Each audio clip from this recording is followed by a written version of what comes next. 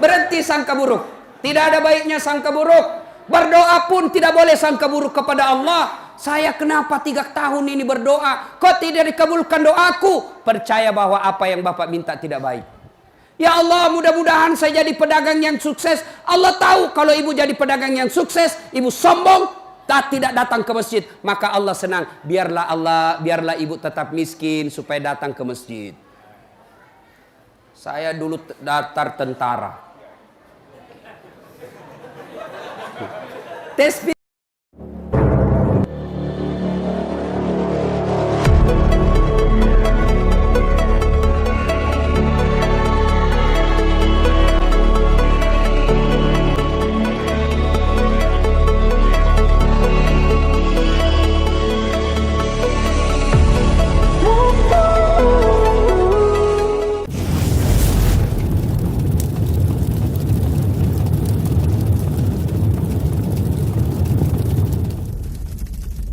waktu yang sangat ringkas ini kita akan bercerita tentang sejarah Nabi. 1400 tahun yang lalu lahirlah seorang pemimpin yang tidak pernah melihat wajah bapaknya. Bayangkan, dek gagan tembok nah, tidak pernah dilihat wajah bapaknya. Bersama ibunya cuma 2 tahun saja. 2 tahun saja 4 hari bersama ibunya. Masya Allah. Pindah dari kakeknya, pamannya, kemudian hidup dalam keadaan miskin. Masya Allah, dihina, dimaki, diusir dari kampungnya. Masya Allah, diusir dari kampungnya. Siapa yang usir? Pamannya sendiri. Siapa yang perangi? Sepupu satu kalinya sendiri. Siapa yang menghinanya? Satu kampungnya. Tapi luar biasa, dalam keadaan tekanan seperti itu, dalam tekanan penderitaan seperti itu, dalam himpitan ekonomi miskin seperti itu, meskipun tidak pasang baleho, tidak pernah bikin medsos, tidak pernah punya Facebook, tidak pernah punya Twitter, tapi alhamdulillah bisa menjadi pemimpin yang bukan hanya diakui oleh umatnya, tapi juga diakui oleh mereka yang tidak menjadi umatnya. Bayangkan, bukan hanya umatnya yang akui, umat lain pun mengakuinya. Non-muslim pun mengakuinya. Woi, nggak usah lihat itu yang masuk dari pintu. Lihat saya. Woi, nggak usah lihat yang pintu masuk dari itu. Dan makanya lain kali kalau mau di depan, cepat datang. Supaya tidak mengganggu konsentrasi. Nah, itu bagian dari godaan setan. Saya karena kalau ceramah ada kegiatan lain tersinggung saya. Coba buka jendela, buka lewat pintu. Cocok ini? Buka jendela. Ya, ibu bapak, saudara-saudara sekalian, berhasil menjadi pemimpin yang bukan hanya diakui oleh umatnya. Kalau umatnya saja akui ya wajar, tapi ini luar biasa. Kenapa? Diakui mereka yang tidak umatnya. Siapa? Ketika ditulis sebuah buku yang berjudul 100 Tokoh Dunia. Yang menulis buku ini bukan umat Islam, tapi siapa yang menjadi ranking pertama di antara 100 tokoh dunia itu? Dialah Muhammad sallallahu alaihi wasallam yang malam ini kita peringati maulidnya. Rasulullah sallallahu alaihi wasallam tidak pernah melihat wajah bapaknya, tapi berhasil menjadi pemimpin yang kepemimpinannya bukan hanya diakui oleh umatnya, tapi juga diakui oleh mereka yang tidak menjadi umatnya. Nah, ibu bapak, saudara-saudara sekalian, usia beliau masih 2 bulan dalam kandungan, wafat bapaknya. Kemudian usia 4 hari setelah melahirkan, keluar dari rahim ibunya, diambil sama ibu susunya, Halimatus Sa'diyah. Dari Halimatus Sa'diyah balik usia 4 tahun, kembali ke ibunya, pergi ziarah kubur. Nah, pergi ziarah kubur bersama ibunya, ini maknanya tidak dilarang ziarah kubur. Boleh pergi ziarah kubur dengan catatan tidak meminta-minta di kuburan.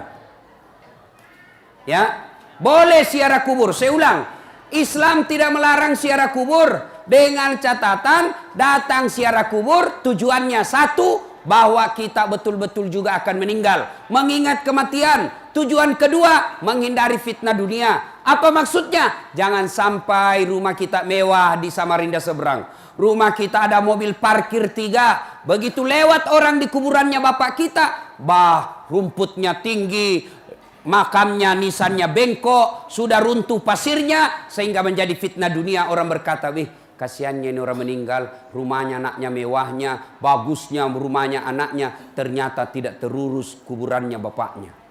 Itu tujuannya ziarah kubur. Jadi jangan lagi pergi minta-minta. Biasa kita itu dulu Riolo Romai. Kalau selesai pengantin kita pakai baju kemeja putih, pakai songkok baru, pakai lipat sabde. Sama itu istrinya pergi ziarah kubur ditemani bapaknya. Baru duduk di depan kubur, nah bilang bapaknya, oh ambo, katu kasih anakmu, pure boting. Ilo doang ngikasih masempo dan lekna. Beleng-beleng. Kenapa ada orang mati doakan orang hidup? Orang hidup doakan orang mati. Tidak boleh orang minta-minta sama orang meninggal. Itu sudah mati. Ya. Ada yang lebih parah. Dia bilang apa? Ada tahu kembarnya buaya.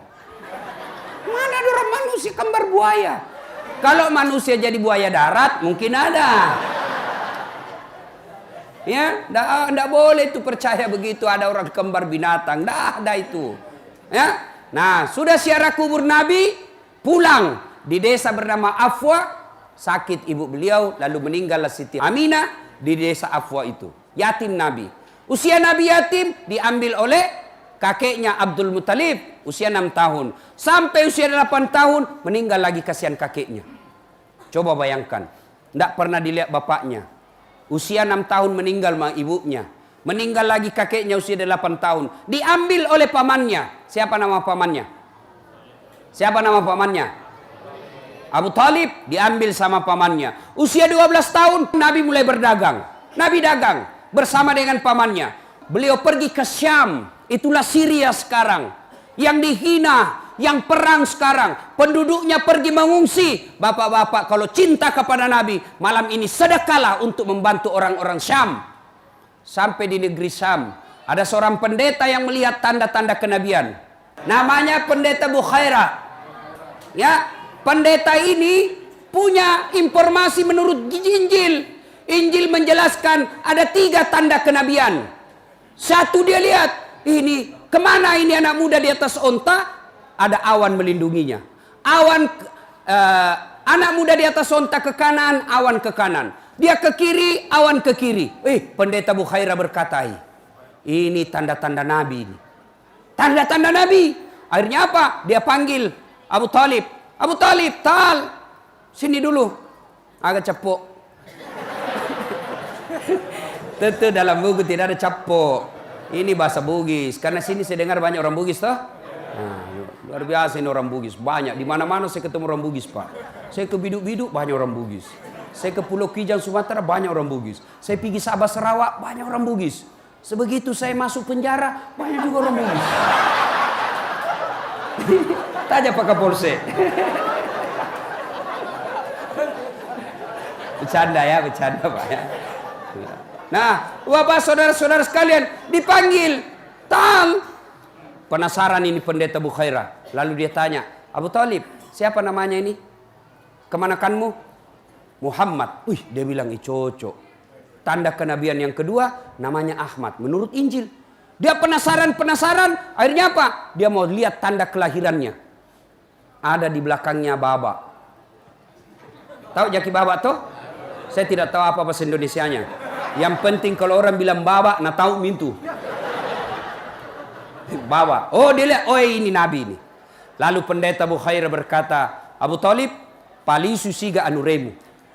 Kembalikan cepat ini kemanakanmu. Kalau didapat orang Yahudi, dia bunuh. Lama dia tunggu ini orang Yahudi. Akhirnya apa? Nabi beserta pamannya. Waktu itu belum dia jadi Rasul, kembali tidak melanjutkan perjalanannya. Masya Allah. Usia 25 tahun. Bekerja sama Siti Khadijah. Bangsawan kaya, perempuan janda, sudah 2 kali janda. Akhirnya apa? Menikah dengan Siti Khadijah. Rasulullah umurnya 25 tahun, Khadijah umurnya 40 tahun. Nikah. Setelah menikah, alhamdulillah dikaruniai anak. Siapa nama anak pertamanya Nabi? Siapa? Saya kasih lagi hadiah, kasih keluar lagi. Keluar kembali. Siapa? Siapa? Hah?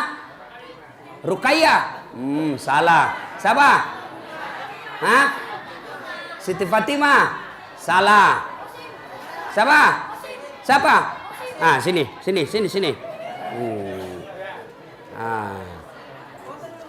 Foto cepat. Ya, sebelum jawab pertanyaannya Pak Ustadz, ada passwordnya. Siapa namanya neneknya Ustadz Dasat? Apa? Jawab memang aku. Selama uangku ini. Siapa namanya? Lain kali kalau ada begitu dek, sebut kau saja, sembarang kau sebut, belum tentu ini orang tahu, tahu juga. Siapa namanya anak pertamanya Nabi? Qasim. Qasim. Makanya Nabi juga disebut Abul Qasim, bapaknya Qasim. Hadiah. Beda tuannya Ustaz dengan uang Kapolsek? Beda rasanya, bos. Nah, ibu bapak, siapa yang tahu berapa anaknya Nabi? Berapa? Dua. Tiga. Berapa? Angkat tangan. Siapa? Berapa? Berapa? Mana? Terlalu jauh ibu. Siapa yang tahu berapa anaknya Nabi? Anak muda ini. Berapa anaknya Nabi? Berapa? Tidak ada yang tahu. 7. Karena jauh sekali ibu tidak dapat hadiah. Hadiahnya dari Allah ya. 7 anak Nabi. Berapa laki-laki, berapa perempuan? Ayo. Siapa yang tahu? 3 laki-laki, 4 perempuan. Ambil hadiahnya. Cepat. Wih, cepat. Jangan juga lama-lama, bapak kena syuting. Ya, berapa laki-laki? 3. Berapa perempuan? Jumlahnya 7. Dari anak? Sebut siapa nama mamanya? Siapa nama mamanya ini yang 7 laki-laki, 7 anak Rasulullah? Ya? Nama mamanya? Nama mamanya. Jadi nama mamanya Khadijah. 6. Yang 1 anak bungsunya dari ibunya beda dari istri beliau Rasulullah yang hadiah dari Raja Mesir. Dikasih nama anak terakhirnya namanya Ibrahim, meninggal usia 11 bulan. Silakan hadiahnya. Oke. Ya, alembo itu melampir sungakmu. Monggo. Hatur nuwun. Ibu bapak, saudara-saudara sekalian. Usia Nabi setelah menikah 40 tahun. Usia Nabi kemudian 40 tahun. Dia mulai gelisah. Kenapa ini orang Mekah menyembah batu? Kenapa menyembah patung? Nabi gelisah. Ini yang disebut kepekaan sosial. Kasihan dia lihat. Kenapa ini kodong sekampungku na batu na sembah? Akhirnya apa? Nabi selalu merenung di gua. Siapa yang tahu nama guanya? Siapa? Gua Hira, semua tahu jadi tidak dikasih hadiah. Merenung Nabi di Gua Hira. Akhirnya pada malam 17 Ramadan dipeluk Nabi. Iqra, baca. Nabi bilang, saya tidak tahu membaca. Baca, saya tidak tahu membaca. Akhirnya Nabi ketiga kalinya lalu berkata, Iqra bismi rabbikal ladzi khalaq. Baca atas nama Tuhanmu. Akhirnya apa? Dilantiklah Nabi menjadi rasul pada usia 40 tahun. Pulang dari menerima wahyu, pulang dari itu, kemudian Nabi sampai ke rumah beliau. Bib. Nabi mana? Sudah lapor? Wih, Ustaz sana. Nah, ibu saudara-saudara sekalian, usia 40 tahun. Lalu Nabi pulang. Dengar baik-baik, ini yang penting. Nabi pulang dan berkata di rumahnya, Bu, kedinginan saya, kasihan, selimuti saya. Bu, kira-kira kalau ibu 3 hari suami pergi, pulang tidak ada kabar. Selama pergi tidak ada kabar, pulang kedinginan. Lalu berkata, ibu selimuti saya. Kira-kira apa jawaban ibu? Hah? Langsung dikasih selimut? Tidak, diinterogasi dulu. Dari mana kok? 3 hari menghilang, tiba-tiba dingin. Polekega kok? Mana itu HP-mu? Periksa dulu. Khadijah tidak. Pulang Nabi, kedinginan. Nabi bersabda, selimuti saya. Khadijah dengan tegas menjawab, sami'na wa ata'na. Saya dengar dan saya taati. Hikmah maulid pertama, ibu-ibu kalau mau mencintai Rasulullah, maka cintai Rasulullah dengan cara apa? Hilangkan sangka buruk kepada suami. Banyak rumah tangga yang berantakan, kenapa? Karena selalu sangka buruk sama suaminya. Telepon suaminya dari pagi sampai malam tidak ada jawaban. Sangka buruk, pasti ada cewek di sampingnya. Telepon suaminya tidak dijawab, sangka buruk, pasti dia lagi ngambek ini. Jangan, bersangka baiklah. Telepon suami tidak dijawab, sangka baik. Oh, mungkin HP-nya dilupa di jok mobil. Oh, mungkin suamiku lagi sholat duha. Oh, mungkin suamiku lagi menghadap sama bos. Maka berhentilah bersangka buruk, karena tidak ada sangka buruk yang baik. Tidak ada baiknya sangka buruk. Hikmah maulid, berhentilah sangka buruk kepada sesama manusia, terutama dalam rumah tangga. Sangka baik saja. Tiba-tiba ibu lagi di rumah ngaji, masuk SMS, bu, saya lihat suami tak bonceng cewek. Maka kalau dia wanita muslimah yang baik, maka dia jawab, alhamdulillah, berarti suami saya dapat rezeki. Dia bilang lagi yang kirim, kok bisa? Karena suamiku tukang ojek, jadi pantas dia pantas. Tenang perasaan. Berhenti sangka buruk. Tidak ada baiknya sangka buruk. Berdoa pun tidak boleh sangka buruk kepada Allah. Saya kenapa 3 tahun ini berdoa, kok tidak dikabulkan doaku? Percaya bahwa apa yang Bapak minta tidak baik.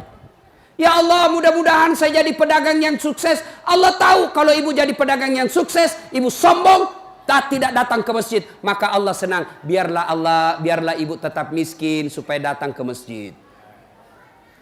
Saya dulu daftar tentara. Tes fisik tidak lulus, Pak. Kenapa? Ceper. Tidak cukup tinggiku. Ya Allah, kenapa kok lahirkan saya dalam keadaan pendek? Aku tidak ada rugi jadi Tuhan kalau saya jadi tentara. Tidak lulus saya, Pak. Temanku lulus polisi. Sekarang dia reserse di Sulawesi Barat. Pakai baret merah. Saya lulus jadi ustadz pakai baret putih.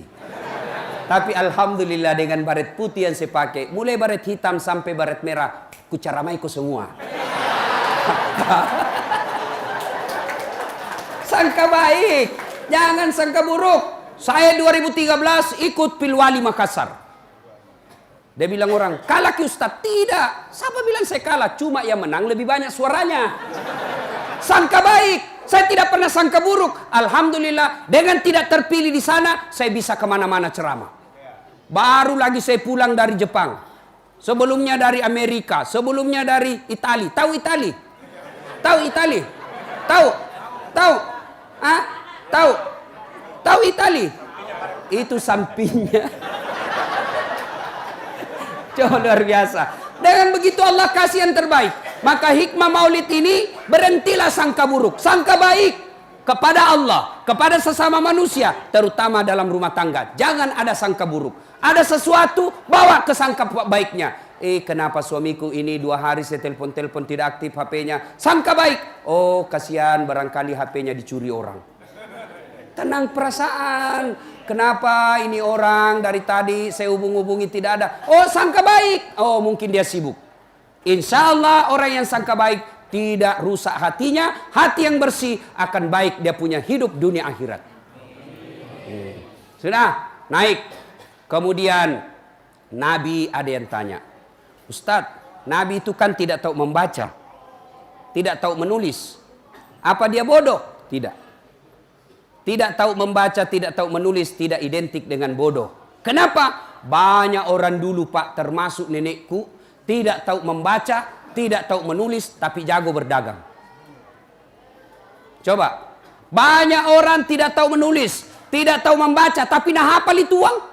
Nah tahu, 10.000 ini, 20.000, dia tahu, berarti tidak tahu membaca, tidak berarti bodoh. Rasulullah tidak tahu membaca, tidak tahu menulis. Apa hikmahnya? Untuk menghindari fitnah bahwa Quran itu karya dan tulisannya Muhammad.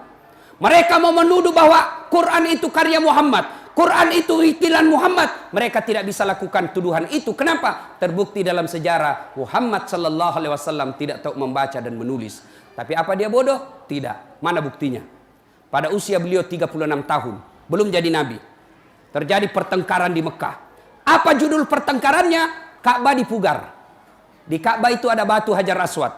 Hajar Aswad ini diturunkan. Selesai dipugar Ka'bah, mereka bertengkar. Kata Bani Adi, saya lebih berhak kasih naik ini batu Hajar Aswad. Kata Bani Auf, saya lebih berhak. 4 suku.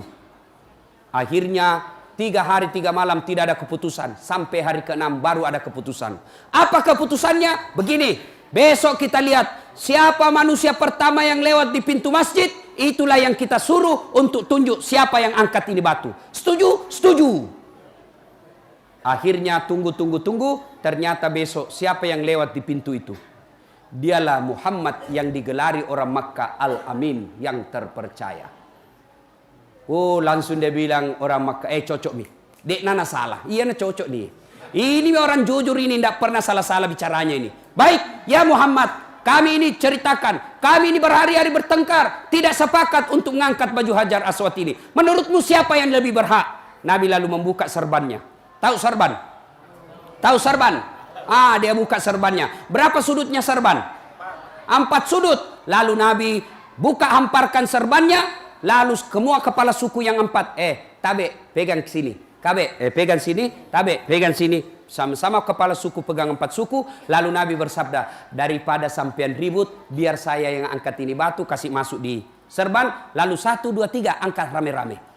Selesai itu dari bilang Nabi, ayo tempel masing-masing. Pegang semua tangannya, tempel. Selesai masalah, tidak ada masalah. Ini namanya menyelesaikan konflik dengan menguntungkan semua belah. Artinya apa? Rasulullah itu cerdas. Buktinya bisa mengatasi konflik tanpa ada yang merasa tersinggung. Berarti kalau kita cinta sama Nabi pada malam ini, anak tak kasih sekolah tinggi-tinggi. Ustadz, bagaimana mau sekolah Ustadz? Bapaknya hanya petani. Bapaknya petani, tapi Tuhannya bapaknya maha kaya. Jangan sampai tidak sekolah karena tidak yakin.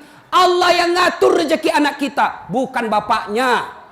Sekolahkan anak kita. Supaya apa? Kalau umat Islam cerdas-cerdas, maka orang di luar Islam tidak berani ganggu kita. Tapi kalau kita dongo, bodoh, beleng-beleng, nah kasih bodoh-bodoh ki orang.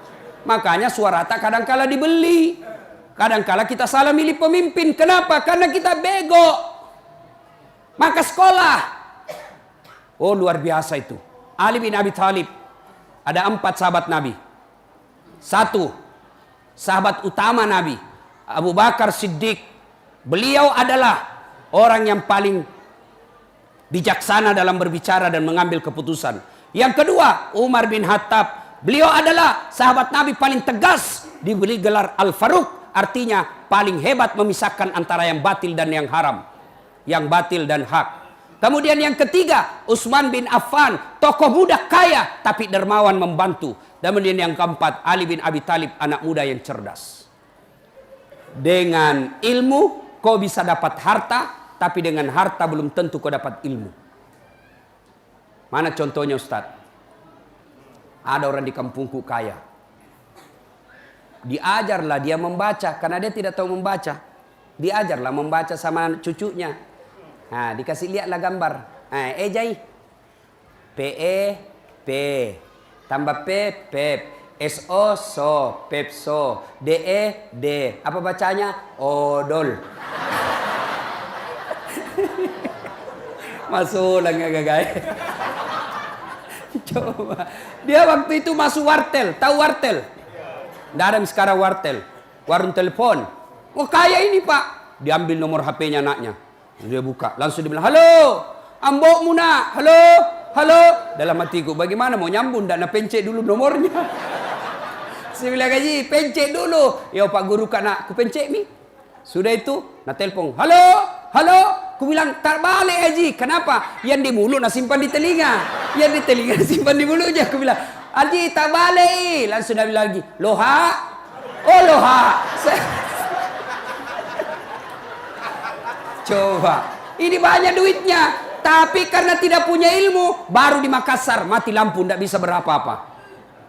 Coba, banyak orang banyak duitnya tapi masuk di restoran pusing.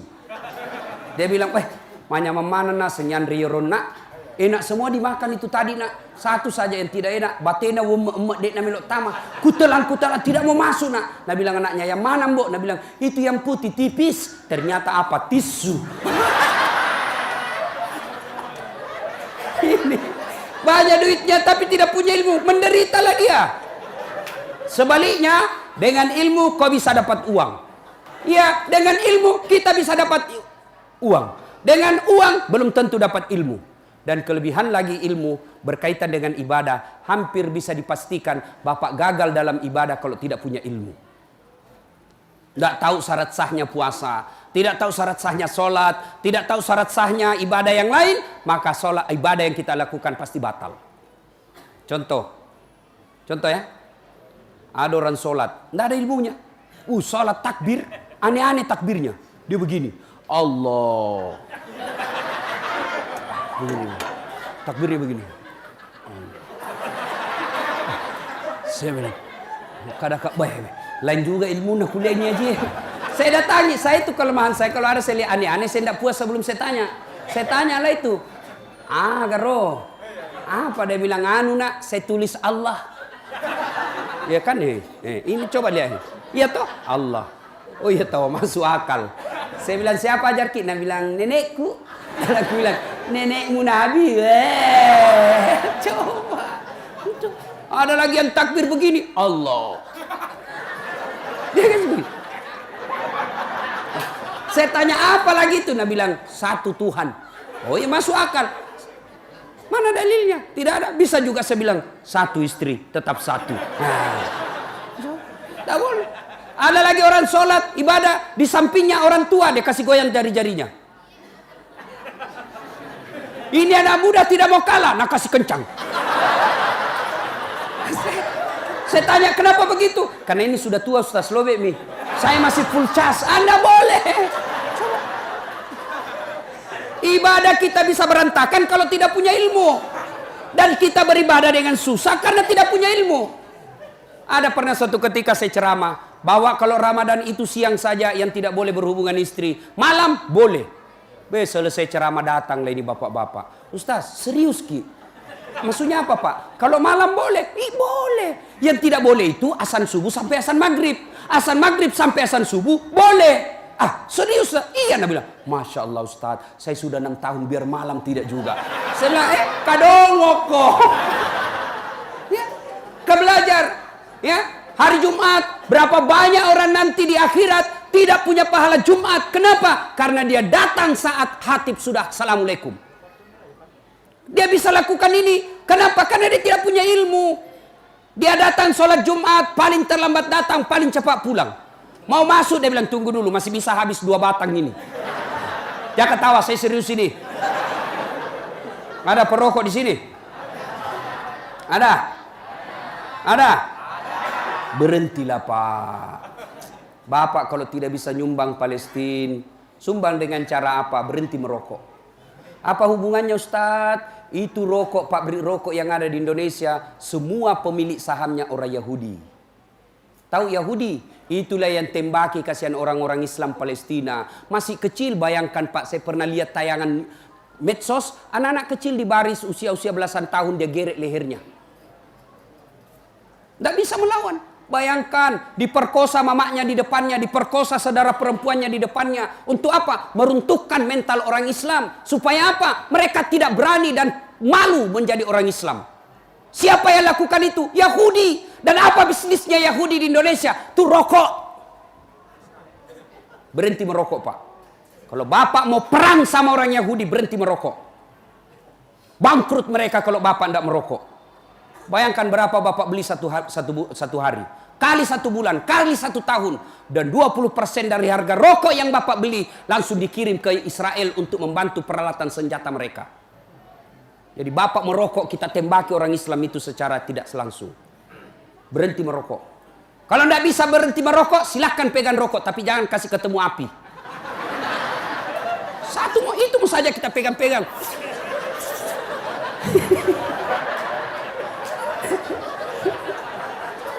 Ya toh ada rosi diet apa?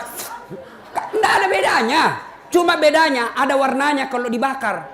Yang tidak dibakar kan angin juga itu yang keluar. Kan sama, cuma ada warnanya kalau ada rokoknya. Ya sudah, kalau bapak tidak bisa merokok, berhenti ya begini saja. Ya kok ketawa, serius saya ini bos.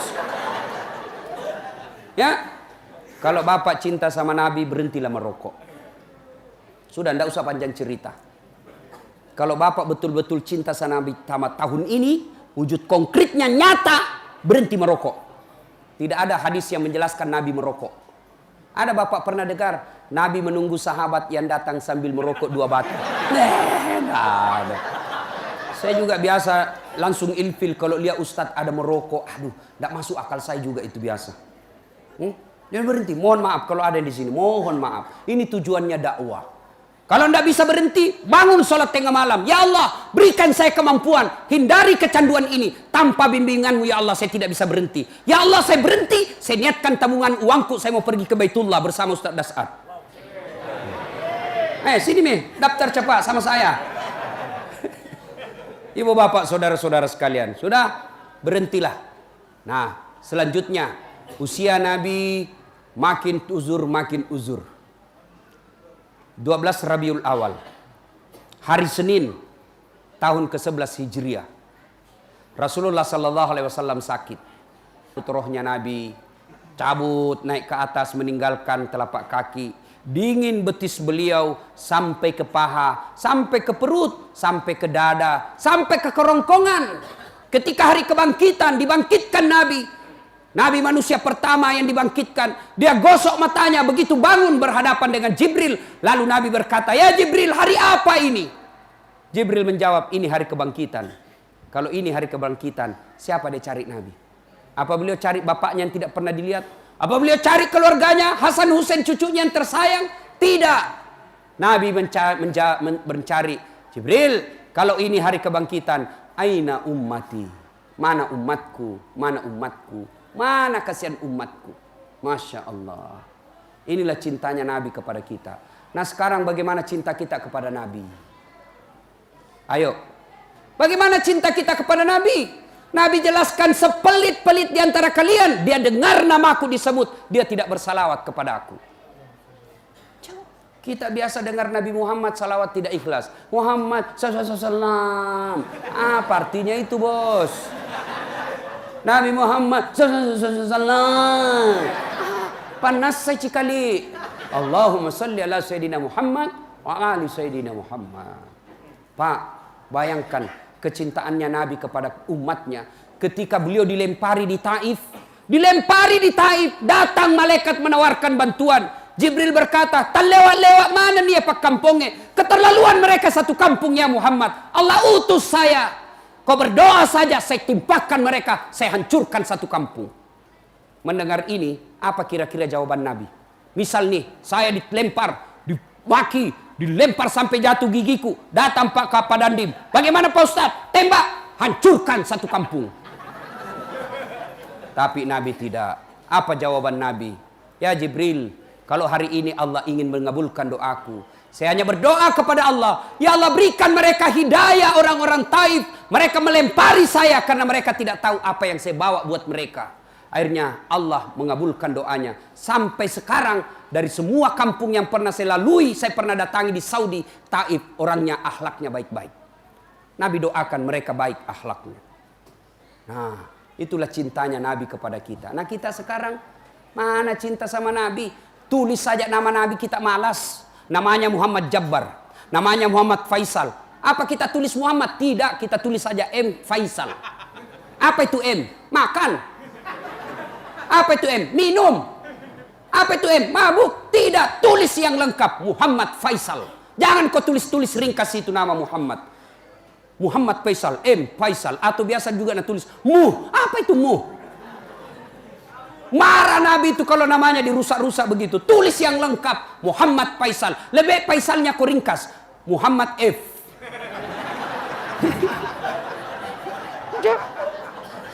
Dan juga seperti mahasiswaku, dia tulis namanya W Taufik W. Banyak na W na. Tulis ko. Saya bilang panjang sekali Ustaz, tidak mau absen. Tulis. Sekali na tulis panjang betul. Apa itu W Taufik W. Ternyata apa? Wabillahi taufik wal hidayah.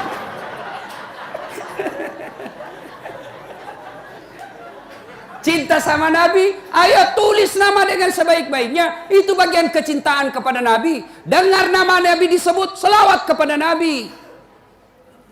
Nah, ini lagi cinta kepada Nabi. Mohon maaf kalau ada bisnis begini. Apa itu? Prawedding. Foto-foto sebelum menikah. Itu ajaran dari Taiwan. Apa itu foto prawedding? Belum paku menikah, belum halal, kau sudah pergi baku peluk-peluk. Nah, dek pengusaha. Ini kita dikasih bodoh-bodoh orang yang cari kerja. Mereka yang foto-foto begitu mereka cari kerja. Akhirnya apa? Dikasih bodoh-bodoh lah kita.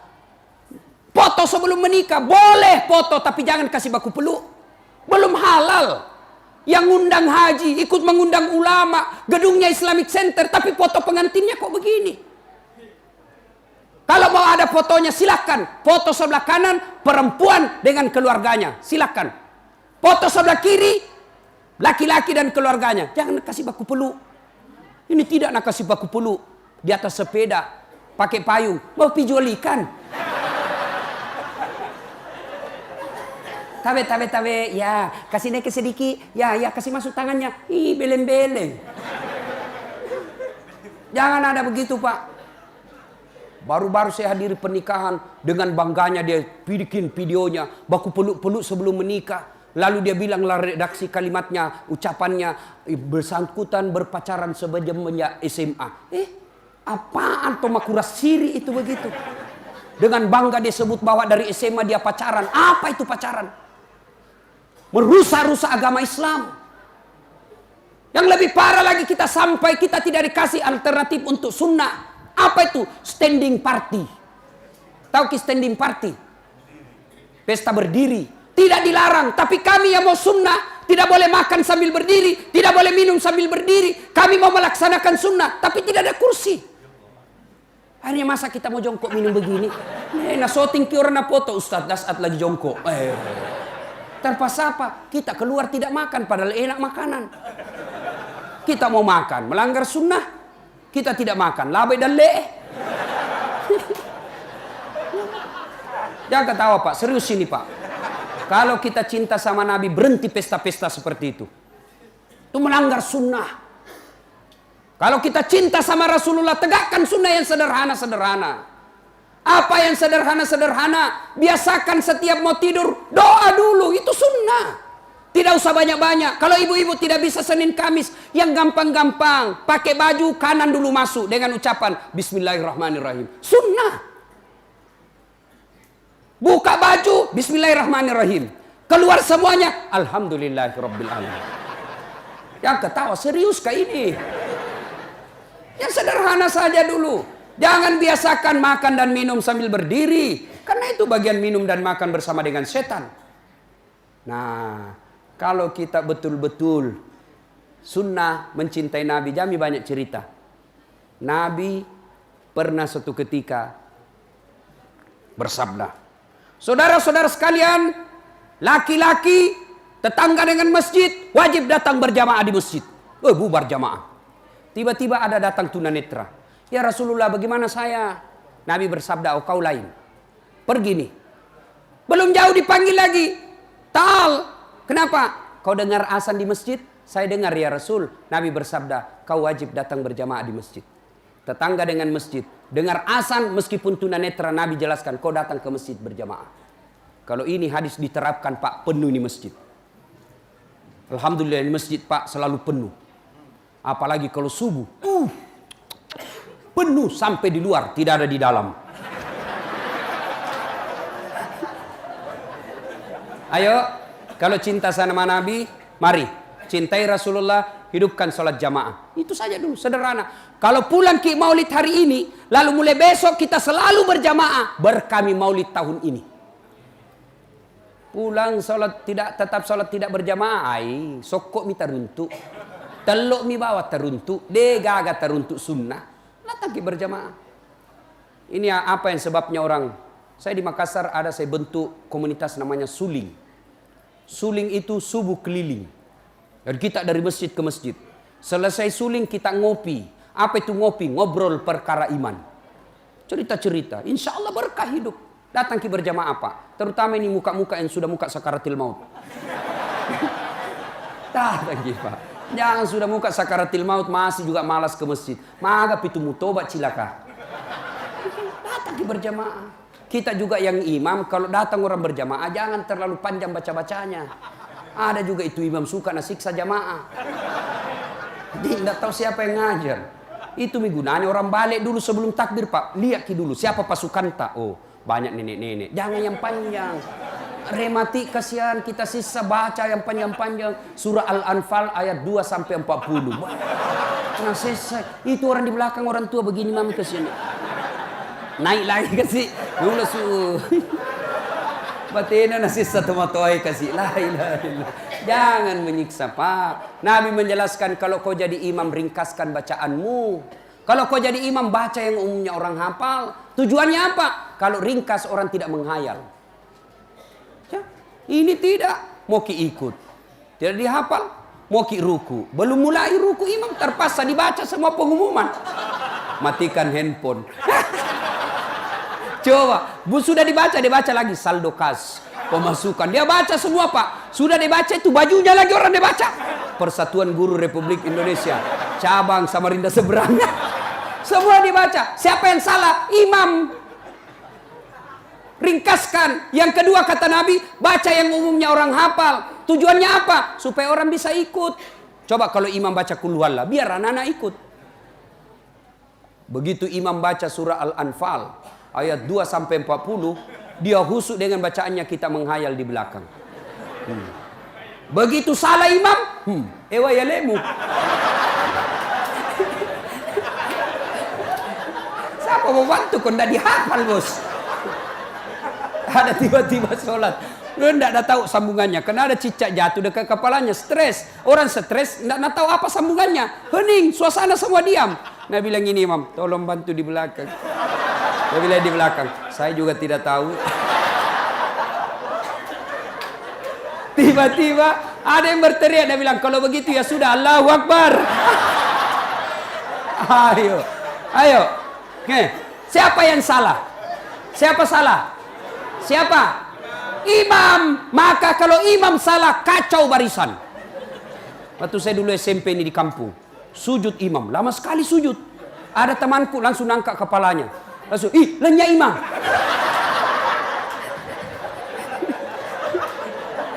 Ternyata imam hilang Pak di depan. Bagaimana tidak kacau? Kacau jamaah satu masjid. Langsung saya pergi tanya, Pak Imam, maka tak salibiri jamaah? Metukan lah. Kentut saya dah. Saya bilang, lain kali Pak Imam kalau kentut, angkat dulu kepalanya jamaah supaya dia lihat pergi. Dia bilang, watung kena masiri kairita. Kacau salat. Yuk, siapa yang salah? Siapa salah? Imam. Kalau makmum kentut, jamaah tetap jalan. Kalau jamaah rusak wudunya, jamaah tetap jalan. Tapi kalau imam salah, kacau jamaah. Maka hati-hati milih imam. 2019 kita milih imam. Hati-hati milih imam. Bapak salah milih imam, bapak menderita. Kalau jadi makmum, orang bodoh boleh jadi makmum.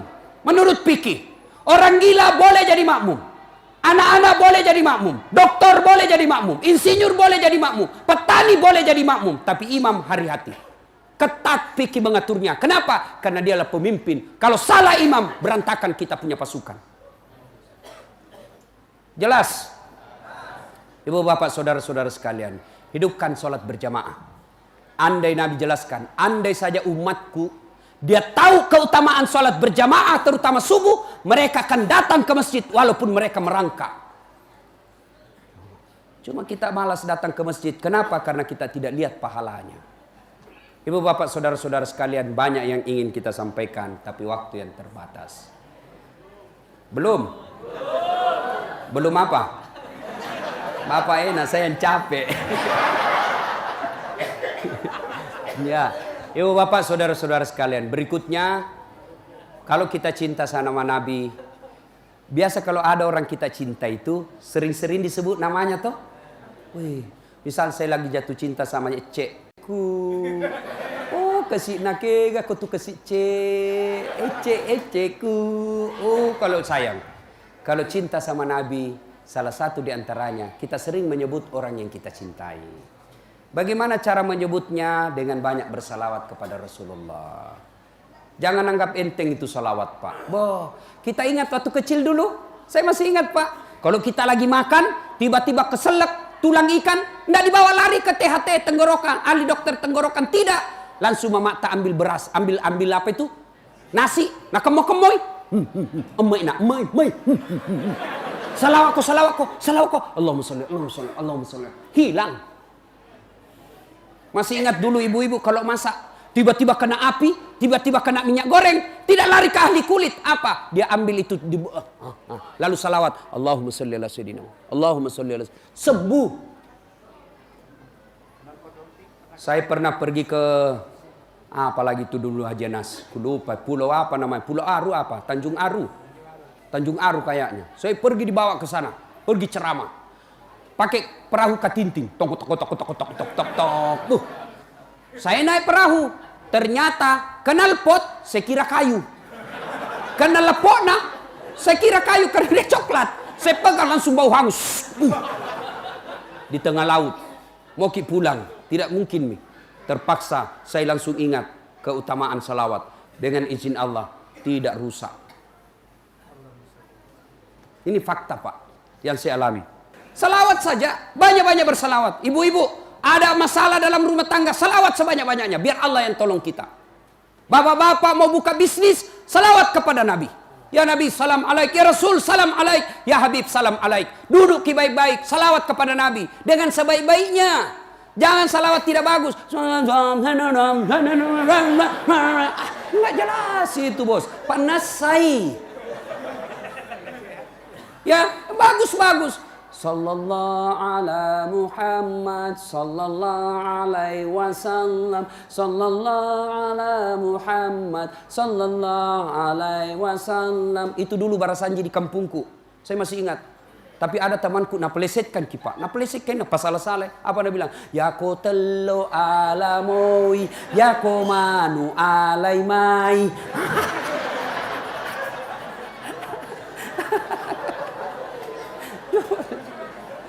Ayo, banyak-banyak bersalawat, Pak. Coba. Adik-adik, oh ini. Ini yang saya alami. Saya ujian S3. Itu orang ujian di universitas tempat saya kuliah, paling cepat 3 jam. Cepat 3 jam. Saya mau ujian, masuk ke ruang ujian, saya telepon ibuku, Mak, ilo doang enggak, Mak? Tatik seralet tuh, tatik 10 di. Wih, lampe patuh. Dari jam 9 sampai jam 11. Wih, panjang betul. Saya bilang selesai ki, berdoa, salawat ki saja sebanyak-banyaknya. Saya pun sebelum masuk, saya salawat sebanyak-banyaknya. Orang umumnya 3 jam, saya tidak sampai 45 menit, saya sudah keluar. Adik-adik nih, salawat. Yakinkan kecintaan kita kepada Nabi. Jangan anggap remeh itu, Pak. Salah satu sebab Allah juga marah di negara kita kalau kita lecehkan ulama. Pewaris Nabi bukan presiden. Pewaris Nabi bukan menteri. Pewaris Nabi bukan gubernur. Pewaris Nabi bukan jenderal. Pewaris Nabi al-ulama'u warisatul anbiya. Ulama adalah pewaris para nabi. Berterima kasihlah kepada ulama. Dengan cara apa? Cintai ulama kita. Kita bisa tahu bagaimana cara sholat karena ulama. Kita bisa tahu bagaimana puasa bukan karena ajaran dari polisi dan tentara. Bukan ajaran presiden kita. Tapi siapa ajaran dari ulama kita. Maka marah Allah kalau ulama kita lecehkan. Kalau Allah marah, tunggu mina gocak kok. Ibu bapak saudara-saudara sekalian, salah satu cinta kepada Nabi, pelihara ulama, pelihara warisannya. Ada 3 cara mencintai orang Rasulullah. Orang biasa kalau kita cintai satu selalu disebut namanya. Maka caranya apa? Banyak-banyak bersalawat. Ya Nabi salam alaika, ya Rasul salam, salam alaika, ya Habib salam alaika, Salawatullah alaika. Itu model orang-orang tua yang syahdu. Kalau model anak muda, milenial, lagi jogging, salawat. Salatullah, salamullah, ala toha rasulillah. Salatullah, salamullah, ala yasin habibillah. Itu gaya-gaya anak muda. Gaya-gaya tempo dulu. Salatullah, salamullah. Sambil bikin pisang goreng. Ala toha rasulillah. Salatullah. Itu salah satu wujud kecintaan kepada Nabi. Bayangkan. Coba maki bedek. Pernah ki dengar ayat bahwa Allah juga sholat? Pernah ki dengar ayat Allah ikut puasa? Pernah dengar ayat Allah ikut haji? Tidak.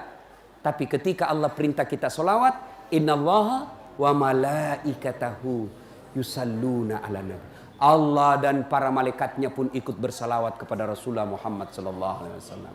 Kalau kita cinta kepada Nabi dan Rasul, mulai hari ini tingkatkan kecintaan itu dengan cara apa? Memperbanyak salawat. Imam Al-Ghazali dalam kitabnya Ihya'ul Ulumuddin mengajarkan sebuah zikir sepekan. Salah satu isi dari zikir sepekan itu, ada satu hari kita bersalawat kepada Nabi paling kurang 1000 kali. Ibu bapak saudara-saudara sekalian, inilah tausiah kita pada taklim kita kali ini. Mudah-mudahan ada manfaat. Kalau ibu bapak masih mau mendengar ceramah saya, gampang sekali. Silakan ambil aplikasi handphonenya, buka aplikasi YouTube, tag YouTube, tulis nama Das'at Latif. Keluar itu ceramaku banyak, sampai ratusan. Silakan ibu cari judul. Cara mendidik anak ada, kewajiban suami kepada istri, kewajiban istri kepada macam-macam. Silakan. Sudah itu kasih tanda begini. Ini ya. Jangan begini. Kalau kau kasih begini, nah cari kau malaikat nanti. Mana itu yang tidak suka dakwah.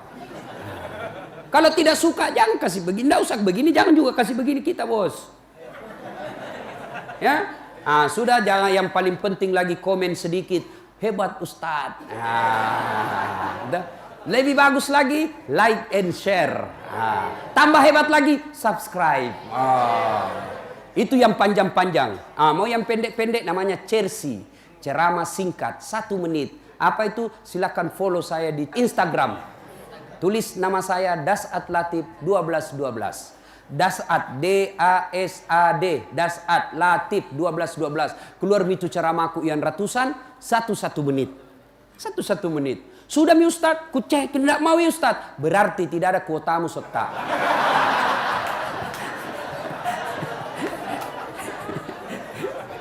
Demikian, mudah-mudahan ada manfaat. Sebelum kita akhiri, mari kita kirimkan suratul Fatihah kepada Rasulullah Muhammad sallallahu alaihi wasallam. Khasiat dan keutamannya kita ikhlaskan untuk Nabi dan para sahabat dan untuk kita semua. Al-Fatihah.